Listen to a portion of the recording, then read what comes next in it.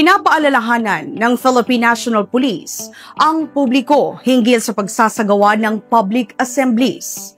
Alinsunod sa batas, ang pagsasagawa ng public assembly nang walang paunang abiso o permit mula sa lokal na pamahalaan ay ipinagbabawal.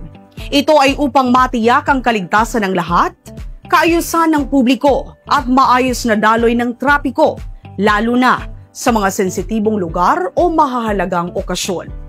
Ipinagbabawal din ang mga sumusunod: pagdadala ng armas, mapanganib na bagay o anumang kagamitan na maaaring makasakit, pagiging marahas o paggamit ng pananakot laban sa kapwa, pagharang sa trapiko at pagsira sa publiko o pribadong ari-arian, pagkilos sa loob ng 100 metro mula sa korte, paaralan at ospital.